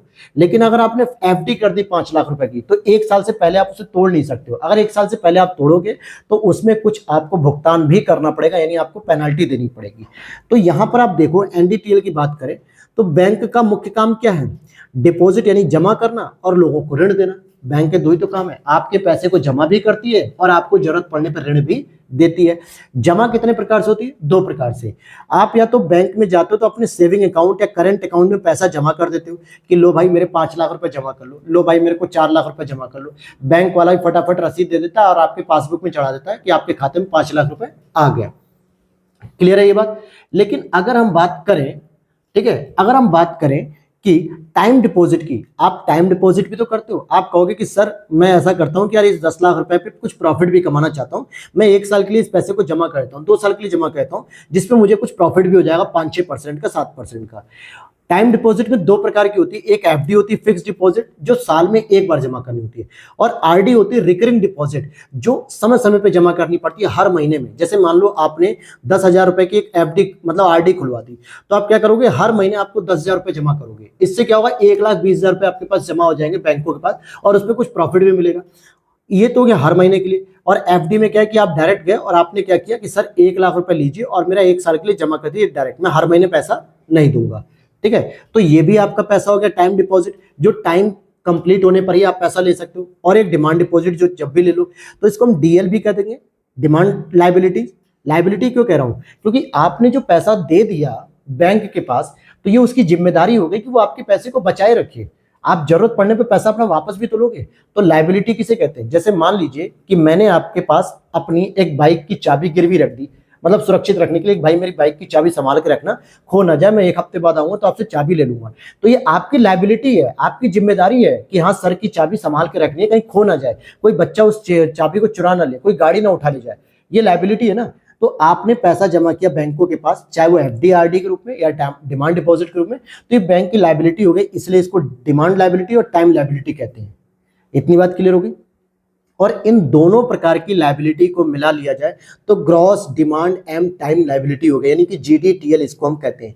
लेकिन हमें पता है कि ग्रॉस से नेट पर आने के लिए कुछ हमें चीजें माइनस करनी होती है, डेप्रिसिएशन कहते हैं। और इसमें आप देखोगे तो जीडीटीएल में से जब हम आईबीएल को माइनस करते हैं, यानी इंटर बैंक लायबिलिटीज को, तो हम एनडीटीएल कहलाता है। अब इसका मतलब क्या है? आईबीएल क्या होता है भाई? जीडीटीएल तो सर समझ में आ गया कि gross demand and time liabilities में हमारा ही सारा पैसा है, लेकिन सर आईपीएल नहीं समझ में आया। आईपीएल तो हमने सुना है, इंडियन प्रीमियर लीग, लेकिन इंटर बैंक लायबिलिटी क्या होती है? इसको आप लोग समझ लो इस तरीके से। जैसे मान लो आपके पास एसबीआई का एटीएम कार्ड है और आप क्या गए कि आपके आसपास पैसा निकालना था और आपको एसबीआई एटीएम नहीं मिल रहा था, लेकिन आपने बड़ौदा बैंक से निकाल लिया, आईसीआईसी बैंक से निकाल लिया, किसी भी एटीएम से निकाल लिया। तब इन सभी की क्लियरिंग की जाती है आपस में बैंकों के द्वारा। भाई आपने एसबीआई का पैसा बड़ौदा बैंक से निकाला या फिर आपने आईसीआईसी से निकाला, एचडीएफसी एटीएम से निकाला, एक्सिस एटीएम से निकाला, तो एटीएम के आपस में कुछ चार्ज भी तो लगते हैं ना, हर 2 रुपए, 5 रुपए, 1 रुपए, 50 पैसे चार्ज लगते हैं। तो ये पैसा जो है कि करोड़ों में होता है, क्योंकि आप ही अकेले पैसा नहीं निकाल रहे हो, आपके जैसे बहुत सारे लाखों करोड़ों लोग हैं जो पैसा निकालते हैं रोज किसी न किसी एटीएम से। एटीएम कार्ड कोई और बैंक का, लेकिन आप पैसा किसी और से निकाल रहे हो, तो इन दोनों बैंकों की आपस में क्लियरिंग भी तो होगी। अब भाई आप गए एसबीआई के एटीएम कार्ड से और आप एचडीएफसी के एटीएम से पैसा निकाल रहे हैं, तो एचडीएफसी को ये पैसा एसबीआई देगा कि नहीं देगा आपके खाते से निकाल के? तो इन चीजों को आपस में सेटलमेंट किया था महीने के एंड में। तो यहाँ पे एसबीआई उस निकाले हुए रुपए को बैंक ऑफ बड़ौदा या आईसीआईसी को देना होता है। इसी को कहते हैं इंटर बैंक लायबिलिटी, इसे माइनस कर लेते हैं। ठीक है, तो अब बच गया एनडीटीएल। समझ में आ गया ये? अब एनडीटीएल वर्ड आपको समझ में आ गया कि क्या क्या होता है। तो इसमें अगर आप देखोगे वीआरआर का मतलब हो गया वेरिएबल रिजर्व रेशियो। ठीक है, रिजर्व होता है, रिवर्स नहीं होता, अर्थात परिवर्तनीय कोष अनुपात जिसे हम कहते हैं। आरबीआई एक्ट 1934 के अकॉर्डिंग जितने भी लिस्टेड बैंक हैं यानी अधिसूचित बैंक हैं, इनको कुछ राशि अपने पास रिजर्व रखनी होती है और यह राशि परिवर्तित होती रहती है समय के साथ। ये लिस्टेड बैंक कौन है? जो आरबीआई एक्ट 1934 के अंतर्गत सेकंड शेड्यूल, दूसरी अनुसूची, संविधान की दूसरी अनुसूची की बात नहीं कर रहा हूं मैं आरबीआई एक्ट 1934 के तहत जो सेकंड शेड्यूल है, दूसरी अनुसूची, इसमें कई सारे बैंक लिस्टेड होते हैं, जैसे SBI, PNB, bank of Baroda, देना बैंक, यस बैंक, आईसीआईसी, किसी प्रकार के बैंक जो कमर्शियल बैंक होते हैं, ये आरबीआई से लाइसेंस भी प्राप्त करते हैं, जिसके बाद ये कारोबार करते हैं और साथ में लिस्टेड हो जाते हैं। तो इनको कुछ राशि रिजर्व रखनी पड़ती है। रिजर्व का मतलब ही होता है कि बैंक अपनी सुरक्षा के लिए रखती है। जैसे हम कहते हैं कि आपके घरों में आपके जो बुजुर्ग होते हैं, माता पिता होते हैं, वो कहते हैं कि 1-2 लाख रुपए हमेशा अपने घरों के अंदर रखो, किसी लॉकर में रख दो कि इमरजेंसी केस। इमरजेंसी केस का मतलब क्या है कि मान लो किसी के बूढ़े दादाजी थे या नानी जी थे या किसी माता पिता थे, उनको अचानक से कोई बीमारी हो गई, हार्ट अटैक आ गया, कोई प्रॉब्लम आ गई, उन्हें हॉस्पिटल जाना था और उस दिन संडे और सैटरडे पड़ गया, जिस दिन आपका बैंक नहीं खुला हुआ है और आपका एटीएम कार्ड भी एक्सपायर हो गया। अब आप क्या करोगे पैसे के लिए? तो आप पैसे के लिए अपने घर के जो लॉकर में 2-3 लाख रुपए रखे, आप उसे तुरंत लेके भागोगे हॉस्पिटल कि पहले इनसे फटाफट पर्चा लगवाओ, दवाई लगवाओ, डॉक्टर की जो भी प्रिस्क्रिप्शन दे रहा है फटाफट ये सारा सामान खरीद के ले आओ। आप बैंक खोलने का इंतजार थोड़े करोगे, एटीएम का इंतजार थोड़े करोगे। और हो सकता है, ऐसा भी हो सकता है कि आप ऐसी जगह पे एटीएम मशीन ही ना हो, तो आप पैसा क्या करोगे? तो आपने इमरजेंसी केस के लिए पैसा जो रिजर्व रखा था अपने घर में, वही तो काम आया। सेम उसी प्रकार से आरबीआई भी कहता है कि कभी ऐसी भी स्थिति हो सकती है कि बैंक जो है कि क्या हो जाए, बदहाल हो जाए, जिसे हम लोग कहते हैं कि दिवालिया हो जाए, उसके सारे ग्राहक अपना सारा पैसा निकाल लें। ऐसी स्थिति में उस बैंक को अपने पास पैसा बनाए रखना चाहिए इमरजेंसी के लिए, कि ताकि वो अपनी स्थिति को बचा सके। ये पैसा रिजर्व होता है जिसको यूज नहीं किया जाता, लोगों को लेन देन में पैसा यूज नहीं किया जाता है, जिसके लिए 2 कंडीशन होती है, एक होता है सीआरआर, एक होता है एसएलआर। समझ में आ रहा है यहां तक? इस पॉइंट को उम्मीद करता हूं चीजें समझ में आ रही होंगी। और ये शब्द आपने कई बार सुने होंगे दोस्तों, न्यूज़पेपर में सुने होंगे, लेकिन चीजें नहीं समझ में आ रही होंगी, अब समझ में आ जाएंगी। सीआरआर का मतलब होता है कैश रिजर्व रेशियो, यानी कि नगद आरक्षित अनुपात। इस नगद वर्ड से आपको क्या समझ में आ रहा है? कैश का मतलब क्या है कि इसमें ओनली वर्ड में यूज कर रहा हूं, ओनली रुपए इसमें रखे जाते हैं। लेकिन अगर मैं कहूं सांविधिक तरलता अनुपात, यानी कि स्टैच्यूरी लिक्विडिटी रेशियो, अर्थात इसमें आप कैश को भी रख सकते हो, इसमें आप गोल्ड को भी रख सकते हो, इसमें आप सिक्योरिटी भी रख सकते हो। ठीक है, ये बैंक रखता है, लेकिन यहाँ पे कैश का मतलब केवल कैश। अब यहाँ पर ये कहां से तय होगा, किससे तय होगा, कितनी धनराशि रखनी है? तो भाई जो एनडीटीएल निकला था उसका कुछ हिस्सा आरबीआई के पास रखा जाता है। इंपॉर्टेंट है दोस्तों, यही प्रश्न बनता है अक्सर स्टेटमेंट में कि सीआरआर किसके पास रखा जाता है? आरबीआई के पास। अभी मैंने ऊपर आपको बताया था कि एक रिवर्स रेपो रेट बताई थी, मैंने आपको रिवर्स रेपो रेट बताई थी। इसमें भी तो आप आरबीआई के पास कुछ पैसा रख रहे थे कि नहीं? 135 करोड़ रुपए रख रहे थे, उस पे आपको प्रॉफिट मिल रहा था दोस्तों, लगभग 6.5% का रिटर्न मिल रहा था। क्या यहां पर भी सीआरआर पे भी मिलेगा क्या? यही प्रश्न बनता है स्टेटमेंट में कि आरबीआई के पास हम यहां भी तो पैसा रख रहे हैं, तो क्या यहां पर भी हमें रिटर्न मिलेगा, अर्थात ब्याज मिलेगा? तो स्टेटमेंट आएगा ब्याज नहीं मिलता है आरबीआई के द्वारा, आरबीआई इस पे कोई ब्याज नहीं दे रहा। क्यों? क्योंकि ये पैसा आप अपनी मर्जी से नहीं रख रहे हो, बल्कि भारतीय अर्थव्यवस्था में बैंकों को बचाए रखने के लिए जबरदस्ती आरबीआई के द्वारा रखवाया जा रहा है, आपकी सुरक्षा के लिए, बैंकों की सुरक्षा के लिए। तो भाई बैंक के पास आप शौक से नहीं रखने आ रहे हो, आपको रखवाया जा रहा है, तो ऐसे में ब्याज नहीं दिया जाएगा। ठीक है, और साख सृजन क्षमता परिवर्तित होगी। एक होती साख नियंत्रण, एक होती साख सृजन। इसे हम कहते हैं क्रेडिट क्रिएट करना, अर्थात जब बैंकों के पास इतना पैसा, मान लेते हैं कि 100 रुपए हैं, ठीक है, चलिए मैं 100 रुपए ना मान के मैं कह देता हूं कि आपके पास 1 लाख रुपए एसबीआई बैंक के पास। 1 लाख में से सीआरआर जो है कि 4.5% है, यानी कि 4,500 रुपए क्या करेगा? ये आरबीआई के पास रखेगा, 4,500 रुपए। तो ये बताओ अब वो कितना लोन दे पाएगा? वो केवल और केवल 95,000 रुपए के आसपास ही तो लोन दे पाएगा। ये 4,500 रुपए तो लोन के रूप में नहीं दे पाएगा, क्योंकि ये तो इसे रिजर्व रखना पड़ेगा ना। ठीक है, ये तो इसे रिजर्व के रूप में रखना पड़ेगा। तो साख सृजन क्षमता घटी कि नहीं घटी? भाई बैंक जो 1 लाख रुपए लोन देके पैसा कमा सकता था, वो केवल 95,000 रुपए दे रहा है, क्योंकि उसको रखना पड़ेगा आरबीआई पर, और आरबीआई बैंकों का रेगुलेशन करता है। इसका मतलब है सीआरआर की धनराशि जितना अधिक होगी उतना तरलता कम होगी कि नहीं होगी? अगर ये धनराशि 4.5% से बढ़ के 10% हो जाए, तो 1 लाख में से केवल 90,000 रुपए तो बचेगा बैंकों को पैसा कमाने के लिए। 10,000 रुपए तो आरबीआई के पास रिजर्व हो गया। यानी सीआरआर की रेशियो बढ़ने पे लिक्विडिटी की मात्रा कम हो जाएगी मार्केट में। जो पैसा 1 लाख जा सकता था, अब वो केवल 90,000 जा रहा है मार्केट में। समझ में आ गया?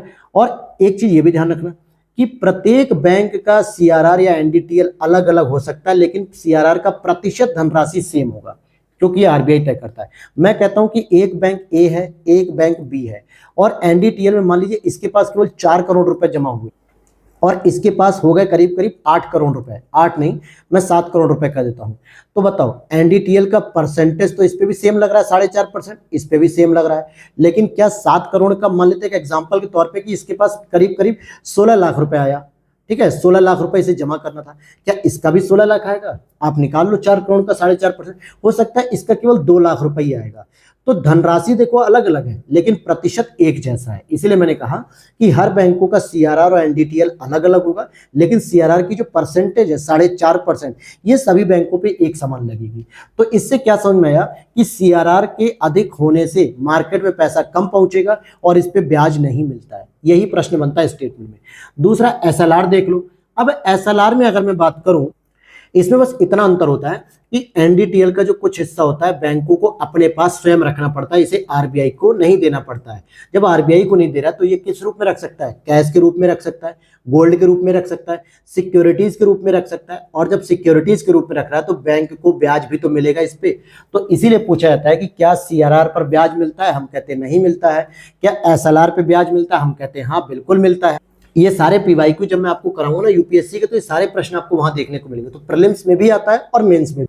मेंस में मैं ये कह रहा हूं इसलिए क्योंकि जब आप बेसिक चीजों को पढ़ लोगे ना, तो ये एक तरीके से मैं आपका ये फाउंडेशनल बैच चला रहा हूं, एक तरीके से फाउंडेशन बैच, जिसमें आप प्रीलिम्स के साथ साथ जब मेंस की चीजों को समझ लेते हो, तो आप मॉडल आंसर जब लिखोगे तो आपको और भी बेहतर रिजल्ट देखने को मिलेगा, आपकी समझ और विकसित हो जाएगी। और यहां पर भी जब बैंकों को अपने पास ही सुरक्षित रखनी है, लेकिन वो पैसा दे नहीं सकते मार्केट में किसी को, तो इसका मतलब हो गया तरलता के साथ साथ सरकारी प्रतिभूति की भी डिमांड और सप्लाई क्या होगी? प्रभावित हो जाएगी। जब जो बैंक है उसने क्या किया, गवर्नमेंट सिक्योरिटी को अब जनता को नहीं दिया, क्योंकि आरबीआई ने सरकार की गवर्नमेंट सिक्योरिटीज को बैंकों को क्यों दी थी आरबीआई ने, कि ताकि लोगों को बेच सके और बेच के जो पैसा मिले वो आरबीआई तक पहुंचे और आरबीआई से वो गवर्नमेंट तक पैसा पहुंच जाए। लेकिन बैंकों के पास एक ऑप्शन था कि भाई एसएलआर के रूप में आप गवर्नमेंट सिक्योरिटीज को भी रख सकते हो। तो उन्होंने क्या किया, लोगों को पैसा न देना बंद कर दिया, बल्कि सिक्योरिटी अपने पास ही रख ली। इससे उसकी डिमांड और सप्लाई भी प्रभावित हो गई। तो अप्रत्यक्ष रूप से सरकार बैंक से धन एकत्रित करती है कहीं ना कहीं इसके माध्यम से, और यहां पर भी वही रिजल्ट निकलेगा कि एसएलआर अगर कम होगा, अगर अब वैसे वर्तमान में कितना चल रहा है, इसमें 18.5% चल रहा है एसएलआर। इसका मतलब हो गया कि 100 रुपए में से केवल लगभग मान के चलिए कि 81 रुपए, मतलब 81.5 रुपए ही केवल बस बैंक क्या करेगी, बाहर दे पाएगी मार्केट में लोगों को, जबकि 18.5 यानी कि 18.5 रुपए उसे अपने पास बचा के रखने हैं। तो एसएलआर कम होगा तो लिक्विडिटी बढ़ेगी, यानी कि पैसा बढ़ेगा, और एसएलआर अगर अधिक होगा तो पैसा कम होगा। अब देखो एसएलआर 18.5% है, तो मार्केट में पैसा कितना जा रहा है, केवल 81 रुपए जा रहा है। अगर मैं कहूं एसएलआर को कम कर दूं, केवल इसे 10% कर देता, तो मार्केट में अब 90 रुपए जाने लगेगा, 81 की जगह 90 रुपए। तो यही है, और यहां पर भी सेम लाइन होगी कि प्रत्येक बैंक का एसएलआर और एनडीटीएल अलग अलग होगा, लेकिन प्रतिशत समान होगी, क्योंकि प्रतिशत बैंक आरबीआई तय करता है। ठीक है, अब यहां पर ये चीज समझ में आ गई। अब यहां पर एक वर्ड आ रहा है जिसको आपको समझना है, जैसे यह अनिवार्य नहीं है, समझना दोस्तों, यह अनिवार्य नहीं है कि रेपो रेट अगर बढ़ जाएगी तो लिक्विडिटी कम आ ही जाए, लेकिन सीआरआर अगर बढ़ेगी तो लिक्विडिटी कम आएगी ही आएगी अनिवार्यता। कैसे? मान लेते हैं कि रेपो रेट जो है कि आरबीआई ने कहा कि भाई अब मुझसे कोई भी बैंक अगर उधार लेने आएगा, आरबीआई ये चीज कह रहा है, तो मैं अब आपको 6% पे नहीं दूंगा, बल्कि मैं 9% पे दूंगा। ठीक है, क्यों दूंगा? क्योंकि जब मैं लोन महंगा दूंगा तो आगे जो बैंक है वो भी 9 की जगह 12% पे देगी, 13% पे ब्याज देगी ना आम जनता को, और आम जनता लेगी ही नहीं इतना महंगा लोन, जिससे मार्केट में पैसा कम हो जाएगा। तो अब ध्यान से समझने वाली बात है कि रेपो रेट बढ़ा देने से क्या सभी बैंक पैसा ले लेते हैं क्या? हो सकता है कोई बैंक कहेगी नहीं भैया हम तो 9% पे लेंगे नहीं, हमने पहले से 6% पे ले रखा है, हम उसी की वजह से हम प्रॉफिट कमा ले रहे हैं 8% पे, तो हम 8% पे ही दे रहे हैं। जबकि आरबीआई ने सोचा था कि हम 9% पे लोन कर देंगे रेपो रेट, और आगे जो बैंक हैं वो 13% पे देंगी आम रूप से प्रॉफिट निकाल के, या 11% 12% पे, तो लोग पैसा कम लेंगे और लोगों के पास पैसा कम जाएगा। लेकिन यहां तो दांव पड़ गया उल्टा, क्योंकि कई सारे ऐसे बैंक थे जिन्होंने 6% जब लोन मिल रहा था तभी आरबीआई से बहुत बड़ा अमाउंट ले लिया, अब वो 9% पे ले ही नहीं रहे, तो वो क्या कर रहा है, उसे 6% को ही 8% पे करके बेच रहा है और प्रॉफिट कमा रहा है।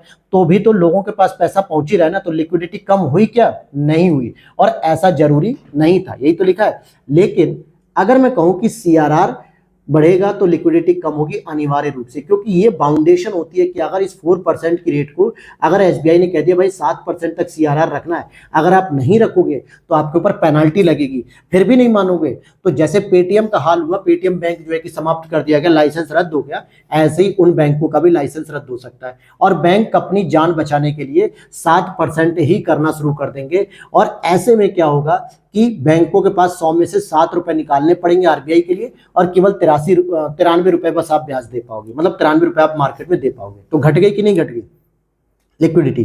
दूसरा एक वर्ड था साख नियंत्रण और साख सृजन। साख सृजन का मतलब होता है जो बैंकों के द्वारा क्रिएट किया जाता है, जिसमें लाभ अर्जित किया जाता है।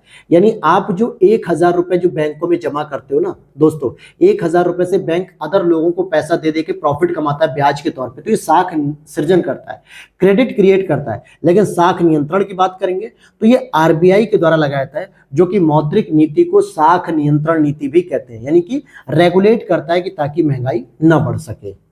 तो इन शॉर्ट अगर मैं कहना चाहूं तो आप देखोगे कि अगर सीआरआर और एसएलआर की रेट अगर बढ़ जाती है, यानी कि सीआरआर 4% से मान लेते हैं कि 6% हो गई, और एसएलआर जो है कि 18% से बढ़ के 21% हो गई, यानी 21 और 6 रुपए टोटल 27 रुपए रिजर्व रखने पड़ रहे हैं बैंकों को। तो नो डाउट मार्केट में लिक्विडिटी कितनी पहुंच रही है, केवल और केवल 73 रुपए पहुंच रही है 100 में से मैं बता रहा हूं एक आइडिया। तो लोगों के पास पैसा कम पहुंच रहा है, जिसकी वजह से महंगाई कम हो रही है, क्योंकि लोगों के पास पैसा ही नहीं है तो महंगाई कम कर रहे हैं। लेकिन अगर यही सीआरआर और एसएलआर घट जाए, 4% से घट के मान लीजिए 2% हो जाए, और एसएलआर भी जो है कि केवल 15% हो जाए, तो अब कितना रुपए जा रहा है, केवल 17 रुपए ही तो जमा हो रहा है ना। तो यानी 83 रुपए तो अभी भी जा रहे हैं मार्केट में, यानी अब क्या हुआ, लिक्विडिटी बढ़ने लगी, और जिससे लोगों के पास पैसा आ गया तो लोगों ने डिमांड क्रिएट कर दी, तो महंगाई भी बढ़ सकती है। तो ये पैटर्न था। अब इसी तरीके से तीसरा टूल्स यूज करती है आरबीआई, OMO, अर्थात ओपन मार्केट ऑपरेशन, खुले बाजार की क्रिया, जो कि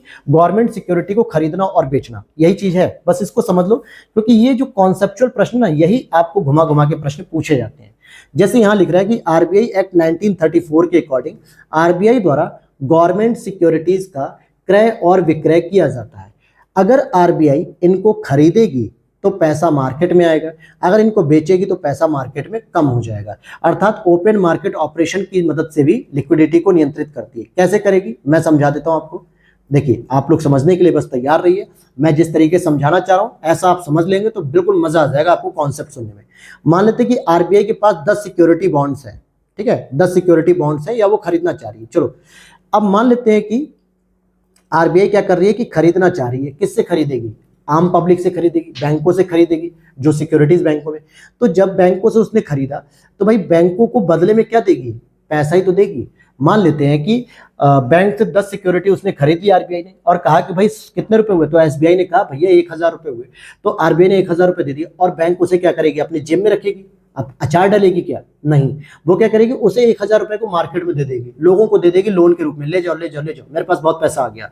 तो लोगों के पास पैसा बढ़ जाएगा। यानी आरबीआई ने इसको खरीद के क्या किया? लोगों के पास पैसा पहुंचा दिया। और पैसा कब नहीं होता लोगों के पास? जब मंदी होती है, यानी लोगों के पास पैसा नहीं था, तो मंदी को दूर करने के लिए इसे खरीद सकती है। लेकिन अगर आरबीआई को लगता है कि बहुत पैसा है लोगों के पास, बहुत सारी डिमांड बढ़ रही है, बहुत महंगाई बढ़ रही है, तो तुरंत जो है कि बेचना शुरू करेगी अपनी सिक्योरिटी को बैंकों को। और बैंक क्या करेंगे? बदले में खरीदेंगे। तो बैंक बदले में क्या करेंगे? कैश देंगे। तो जब बैंकों के पास 100 रुपए में से 80 रुपए तो आरबीआई के पास ही चला गया, तो केवल 20 ही रुपए तो बचा, और वो 20 रुपए मार्केट में देंगे तो लोगों के पास पैसा कम रहेगा। इसका मतलब हो गया कि आरबीआई ने क्या किया? जब सिक्योरिटी को बेचा तो लोगों के पास पैसा कम हो गया। ठीक, इसी तरीके से एक और पैटर्न होता है बैंक रेट। बैंक रेट की अगर हम बात करें तो ये क्या होती है? यहां पर आरबीआई के द्वारा जो दीर्घकालिक अवधि के लिए ऋण दिया जाता है व्यावसायिक बैंकों को, हालांकि रेपो और रिवर्स रेपो में तो अल्पकालिक होता है, लेकिन कभी कभी बैंकों को दीर्घकालिक अवधि के लिए लोन चाहिए होता है, जैसे 8 साल, 10 साल, 12 साल, 15 साल, 6 साल के लिए, तो उसे दीर्घकालिक कहते हैं। तो उसके लिए रेपो रेट का प्रयोग नहीं होता, बल्कि बैंक रेट का प्रयोग होता है, और यही बैंक दर कहलाती है। इसको हम लोग पुनर्कटौती दर भी कहते हैं, क्योंकि आरबीआई के द्वारा प्रतिभूतियों पर पुनर्कटौती का प्रयोग किया जाता है। ठीक है, अगर कोई कंपनी अपने मतलब कोई बैंक अगर अपने एसएलआर में कोई मैनेजमेंट को बिगाड़ रही है या गलत तरीके से एसएलआर मेंटेन कर रही है, तो ऐसे में उसमें पेनाल्टी लगती है बैंक रेट के हिसाब से। तो इसलिए इसे एसएलआर की पेनाल्टी में भी यूज किया जाता है। और इसका प्रयोग क्या होता है? दीर्घकालिक तरलता को नियंत्रित करने के लिए, लंबे समय के लिए। अर्थात कि मान लो कोई बैंक कहता है सर मुझे 100 करोड़ रुपए चाहिए 5 साल के लिए, तो बैंक को लगता है ये 100 करोड़ रुपए लेगा एसबीआई बैंक, ये क्या करेगा? अपने पास तो रखेगा नहीं, ये तो लोगों को पहुंचा देगा। और ऐसे में हो सकता है 100 करोड़ रुपए अचानक से मार्केट में आ जाएंगे, बहुत सारा पैसा हो जाएगा लोगों के पास, महंगाई बहुत तेज बढ़ जाएगी। तो ये भी अपना दिमाग लगाता है बैंक रेट के रूप में, कहता है भाई ठीक है मैं तुझे 20% पे लोन दूंगा। कितने परसेंट पे? 20% पे। अब क्या आम पब्लिक 20% पे खरीदेगी क्या? एसबीआई 20% पे देगा क्या? नहीं, 24% पे, 25% पे, 26% पे। तो मान लो एसबीआई ने कहा भाई मैं तो 26% पे दूंगा, प्रॉफिट भी कमाऊंगा। और 26% में आप जाओगे क्या लोन लेने बैंक से? आप कहोगे सर 10% पे तो हम ले ही नहीं पाते, 26% तो बहुत दूर होगी। ऐसे में केवल 3 कंपनियां मेन आई, ABC, एक टाटा, एक जियो, एक अडानी जी की कंपनी आई। उन्होंने पैसा लिया और इन्वेस्टमेंट कर लिया। तो इसका मतलब है दीर्घकाल के लिए इन्होंने पैसे को कंट्रोल कर लिया था। इसी तरीके से MSF रेट होती है, मार्जिनल स्टैंडिंग फैसिलिटी रेट, सीमांत स्थायी सुविधा दर। अब ये क्या होती है? इसकी शुरुआत तो 2011 में की गई थी। एक ऐसी दर होती है जिस पर आरबीआई व्यापारिक बैंकों को ओवरनाइट अवधि के लिए लोन देती है, यानी कि केवल एक रात के लिए लोन देती है। कभी कभी कुछ बैंक ऐसे हो जाते हैं जो बिल्कुल ही खराब स्थिति में आ जाते हैं, अचानक से उनके पास अगली सुबह के लिए पैसे नहीं बचे होते हैं, वो तुरंत आरबीआई को कॉल करते हैं, मैसेज करते हैं, मेल करते हैं कि सर हमें ओवरनाइट यानी एक रात के लिए बस पैसा दे दीजिए ताकि हम अपनी दिवालिया होने की स्थिति को रोक लें, बचा लें। तो ऐसे में आरबीआई कहती है कि भाई एक तो तुमने बहुत बड़ी गलती की है, तुम्हारे पास कैसे मैनेजमेंट चला रहे थे कि 1 भी रुपया नहीं बचा, ये तो तुम्हारे ऊपर पेनाल्टी लगानी चाहिए। लेकिन फिर भी वो क्षमा याचना करते सर जैसे भी करके बस हमारे बैंक को डूबने से बचा लीजिए, हमें एक रात के लिए पैसा दे दीजिए। तो आरबीआई कहता ठीक है भाई तुम तो डूबती ना हो, तुम्हारा कोई भरोसा नहीं है कि तुम बचा भी पाओगे कि नहीं, तो मैं तुम्हें एनडीटीएल का केवल 1% दूंगा। और ये एनडीटीएल क्या है? जितना आपके पास उस दिन का डिमांड होगा और टाइम लाइबिलिटी होगी, यानी जितना पैसा आपके पास एफडी आरडी का मिला के होगा लोगों का, और या फिर जितना उस समय तक पैसा जमा होगा उसी का बस केवल 1% दूंगा ऋण। और अल्प आपातकालीन समय में, इमरजेंसी वर्ड यूज हो रहा है, आपातकालीन समय में बैंकों की लिक्विडिटी की समस्या को दूर करने के लिए अगले दिन बैंक की स्थिति नॉर्मल होगी, सारे लोग आए, पैसा जमा किया, पैसा निकाला भी, स्थिति नॉर्मल हो गई तो तुरंत उसने अपना पैसा रिटर्न कर दिया आरबीआई को कि भाई ये लीजिए, आपने मुझे जरूरत पड़ने पे 1 करोड़ दिए थे एक रात के लिए, अब अपना पैसा वापस ले लीजिए। समझ में आई बात? इसको कहते हैं एमएसएफ। ठीक है, इसी को हम लोग दूसरी भाषा में क्वांटिटेटिव ईजिंग भी कहते हैं, क्वांटिटेटिव टेपरिंग भी कह देते हैं। यानी क्वांटिटेटिव ईजिंग का मतलब है कि अगर जब ईजिंग होगी तो तरलता क्या होगी, अधिक होगी मार्केट में, और टेपरिंग का मतलब होता है तरलता कम हो जाती है। ठीक है, ये हो गया। अब यहां पर आप जरा आ जाओ, तो अभी मैंने ऊपर आपको 2 प्रकार के सुधार बताए थे, एक बताया था मात्रात्मक सुधार और एक आपको बताया था गुणात्मक सुधार। ठीक है, तो गुणात्मक सुधार में ये 3 कंडीशन आती हैं। देखो, गुणात्मक सुधार में मतलब क्या होता है कि ये जरूरी नहीं होता है कि वो हर बैंक अप्लाई करे। मात्रात्मक में तो भाई कंपलसरी है, अगर आपने सीआरआर 4.5% आरबीआई का फॉलो नहीं किया तो आप पे पेनल्टी लगेगी, एसएलआर अगर आपने फॉलो नहीं किया तो आप पे पेनल्टी लगेगी, अगर आपने रेपो रेट को जो है कि 6% कर रखा है और अगर आप 6% पे खरीद पा रहे हो तभी ले पाओगे, नहीं तो आप उससे कम पे बार्गेनिंग नहीं कर सकते। अगर आप ओपन मार्केट ऑपरेशन में, यानी कि सिक्योरिटी को अगर आपको खरीदना है बेचना है तो भी आप करोगे।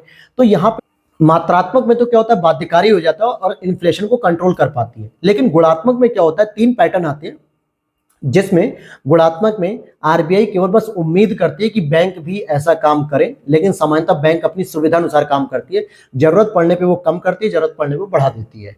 ठीक है, अब जैसे अगर मैं बात करूं तो मार्जिन सीमांत निर्धारण, यानी कि एक सीमा निर्धारित की जाएगी, अर्थात आरबीआई कह रहा है कि ऋण विशेष पर मार्जिन की न्यूनतम सीमा निर्धारित की जाएगी। आरबीआई ने ये चीज अप्लाई करने को कही है। मार्जिन में अगर परिवर्तन होगा तो ऋण के आकार में भी परिवर्तन होगा और इससे अन्य क्षेत्रों पर कोई प्रभाव नहीं पड़ेगा। मार्जिन परिवर्तन से बैंकों के जोखिम परिवर्तित होते हैं। फॉर एग्जाम्पल कि अगर आपको 1 लाख पर 30% तो हमें 70,000 रुपए ही ऋण मिलेगा। मतलब क्या है कि अगर आप 1 लाख रुपए का लोन लेना चाह रहे हो और आरबीआई ने कहा है कि भाई किसी भी 1 लाख रुपए के लोन पे कम से कम आपको 30% का मार्जिन रखना है, यानी ऐसी कोलेट्रल लो, ऐसी चीज गिरवी लो जिसपे कम से कम हमें बेचने पे 30% तो मिल जाए। अगर वो व्यक्ति लोन नहीं चुकाता है तो ऐसे में आपको केवल कितना रुपए मिलेगा, 70,000 रुपए मिलेगा। ठीक है, और अगर ये मार्जिन ज्यादा हो गया तो आप 90,000 रुपए तक भी प्राप्त कर सकते हो। और मान लो आप बाई चांस भाग गए, भगोड़े हो गए और आपने 90,000 रुपए नहीं दिए बैंक के, तो बैंक को घाटा हो गया कि नहीं हो गया। तो इसीलिए मार्जिन अगर अधिक होगा तो ऋण कम मिलेगा, मार्जिन अगर कम होगा तो ऋण अधिक मिल जाएगा। अब यहाँ पे साख राशनिंग, अभी मैंने ऊपर एक साख नियंत्रण बताया था, साख नियंत्रण या साख राशनिंग भी कह सकते हो, और एक साख सृजन। साख सृजन बैंक करते हैं, पैसा कमाते हैं वो। यहाँ पे आरबीआई के द्वारा ऋण योग्य राशि पर ऊपरी लिमिट लगा दी जाती है। जितना भी आप ऋण देने की क्षमता रखते हो उस पर एक लिमिट लगा दी जाती है, जिससे मुक्त मुद्रा का जो प्रवाह है वो वांछित उद्देश्यों में भी हो सके, उस क्षेत्रों में, जैसे कृषि में, उद्योग में, शिक्षा में, इसमें कोटा निर्धारित कर दिया जाता है। अब जैसे मान लेते हैं कि बैंक भी कहती है कि भाई मेरे पास अगर 100 रुपए है, ठीक है, 100 करोड़ रुपए है, तो मैं किस व्यक्ति को पैसा दूं। वो किसानों को पैसा देने से बचना चाहते हैं। किसान 5 लाख रुपए लेने जाता है मुश्किल से 2 लाख 3 लाख ट्रैक्टर खरीदने के लिए, और बैंक वाले कहते हैं भाई हम तुम्हें दे तो दें, तुम जो है कि यार पैसा रिटर्न नहीं करोगे। अभी जवान मूवी आपने देखी होगी शाहरुख खान की, जिसमें एक गरीब किसान का कैरेक्टर दिखाया गया था, जिसका 2-3 लाख रुपए उसने लोन लिया होगा, और जिसकी वजह से बैंक के कर्मचारी आते हैं और लोन न ले पाने की वजह से उसको बेचारे को जो है कितना प्रताड़ित करते हैं, उसकी बीवी को, उसके बच्ची को उसके सामने नग्न कर देते हैं। जिसके बाद वो पिता क्या करता है, मतलब उसकी बीवी को नग्न करते हैं, जिसका उसके पिता फांसी लगा लेते हैं। सोचो, बैंक के कर्मचारी सोचते हैं कि यार ये 3 लाख रुपए लेके जा रहा है, पता नहीं देगा कि नहीं देगा। लेकिन बैंक वाले तुरंत समझते हैं इंडस्ट्री को, अडानी को, अंबानी को, विजय माल्या को, मेहुल चौकसी को, नीरव मोदी को, बड़े बड़े व्यापारियों को सोचते हैं कि यार ये पैसा अगर लेके जा रहे हैं ना 50-60 करोड़, तो ये हमें रिटर्न कर देंगे। अक्सर हो जाता है, रिटर्न हो जाता है, अक्सर जो है वो भाग जाते हैं। तो कम बैंक को तो प्रॉफिट चाहिए होता है। बैंक सोचती है कि हम 100 का 100 करोड़ रुपए जो है कि इंडस्ट्री को दे दें, इंडस्ट्री के मालिकों को दे दें, क्योंकि हमें प्रॉफिट देंगे, ये हमें रिटर्न करेंगे। लेकिन ऐसी स्थिति में क्या एजुकेशन का विकास हो पाएगा? एजुकेशन लोन नहीं मिलेगा तो क्या किसानों का विकास होगा? क्या कृषि का विकास होगा? क्या शिक्षा का विकास होगा? जब इन सेक्टर में पैसा ही नहीं मिल रहा है लोगों को, आपको पढ़ाई करनी है, आपके पास पैसा नहीं है, आपको डोनेशन की सीट खरीदनी है, आपके पास पैसा नहीं है, आप लोन लेना चाह रहे हो, पैसा ही नहीं है, तो आप पढ़ोगे कहाँ से? क्योंकि सारा पैसा तो बैंक दे रही है प्रॉफिट के लिए। भाई प्रॉफिट के लिए। तो ऐसे में आरबीआई ने कहा कि साख राशनिंग होगी, यानी आपके पास अगर 100 करोड़ रुपए है तो आप 100 करोड़ रुपए में से 40% आपको एग्रीकल्चर में देना पड़ेगा, यानी 40 करोड़ रुपए तो आप एग्रीकल्चर में ही दोगे, उससे कम दे दो, उससे ज्यादा दे दो, लेकिन 40 करोड़ रुपए से कम नहीं दोगे। 30% आप केवल, यानी 30 करोड़ रुपए आप केवल दे सकते हो कहां पे, 30 करोड़ रुपए आप इंडस्ट्री में दे सकते हो, 35 करोड़ रुपए आप एजुकेशन में दे सकते हो। तो इस तरीके से आपके 100 करोड़ रुपए की धनराशि को बांट दिया आरबीआई ने। अब इससे क्या हुआ फायदा कि हर क्षेत्र में जो है कि पैसा गया, इंडस्ट्री में भी पैसा मिला, एजुकेशन में भी मिला, एग्रीकल्चर में भी मिला, एमएसएमई में भी मिलेगा। तो सभी सेक्टर को जब पैसा मिल पाएगा, ऋण मिल पाएगा, तो सभी सेक्टर अपना विकास कर पाएंगे। अक्सर आपने एक प्रश्न पढ़ा होगा कि भाई ऐसी क्या चुनौतियां हैं, ऐसे क्या कारण है जिसकी वजह से सेल्फ हेल्प ग्रुप जो है कि डेवलप नहीं हो पा रहे हैं, एमएसएमई सेक्टर प्रभावित नहीं हो पा रहे हैं, मतलब विकास नहीं कर पा रहे हैं, एग्रीकल्चर का विकास नहीं हो रहा है। तो उसके पीछे एक बहुत बड़ा कारण होता है कि साख की व्यवस्था, यानी वित्त की व्यवस्था नहीं होती, इनके लिए लोन की व्यवस्था नहीं होती है। तो आरबीआई ने ये व्यवस्था की। अब नैतिक दबाव के तौर पे भी आरबीआई एक अपील करती है कि जैसे जैसे अगर मैं ब्याज दरों में परिवर्तन कर रहा हूं तो आरबीआई के अकॉर्डिंग हर बैंकों को भी करना चाहिए, लेकिन ये बैंकों द्वारा स्वीकार करना अनिवार्य नहीं है। जैसे मैंने अभी आपको बताया था कि बैंक रेट में या रेपो रेट में आरबीआई ने कहा कि भाई अब 6% की जगह आपको 9% पे मैं लोन दूंगा और आप आगे चल के 12% पे दे देना लोगों को लोन। लेकिन कुछ बैंक ऐसे थे जिन्होंने 6% पे ले लिए, तो बहुत सारे पैसे वो कह रहे नहीं सर हम तो 8% पे देंगे, हमें तो प्रॉफिट मिल रहा है। तो क्या इससे लिक्विडिटी कम होगी? नहीं होगी। अर्थात कि अगर ब्याज की दर आरबीआई ने बढ़ाई है या घटाई है तो बैंक भी बढ़ाएगा घटाएगा ये मैटर नहीं करता, बैंकों पर डिपेंड करता है। भाई मंदी होने पर ज्यादा ऋण दो, महंगाई होने पर ऋण कम दो, ये आरबीआई कहता है। लेकिन बहुत सारे बैंक कहते हैं हम नहीं देंगे, हमारा पैसा हम क्यों दें, वो अपने हिसाब से रेगुलेट करते हैं। तो ऐसे में ये एक नैतिक दबाव डाल सकते हैं बस केवल। ठीक है, तो ये पूरा एक पैटर्न मैंने आपको बता दिया कि मौद्रिक नीति में क्या क्या हो सकता था, कैसे वो मुद्रा को कंट्रोल कर सकती है। काफी जो है कि अच्छे से मैंने समझाया। उम्मीद करता हूँ वीडियो अच्छी लगी हुई तो लाइक कर देना। नेक्स्ट लेक्चर में हम लोग देखेंगे कि मौद्रिक नीति में और क्या क्या सुधार हो सकते हैं, और मॉनेटरी पॉलिसी कमेटी क्या करती है, क्या क्या उसके पैटर्न होते हैं, कौन उसके सदस्य होते हैं और उसके उद्देश्य, और फिर आगे हम ये सारी की सारी चीजों को कवर करेंगे। तो वीडियो अच्छी लगी हो तो लाइक कर देना दोस्तों, चैनल पे पहली बार हो तो फॉलो कर लेना। और साथ में अगर आपको ये पीडीएफ परचेस करनी हो, 100 रुपीज से भी कम प्राइस में ये पीडीएफ मिलेंगी आपको, बहुत ही जेन्युइन क्लासेस की पूरी मैं कराऊंगा। पूरी क्लासेस आपको फ्री देखने को मिलेंगी यूट्यूब पर, कोई क्लासेस पेड नहीं होंगी। ठीक है, तो मिलते हैं नेक्स्ट वीडियो में। Thanks for watching.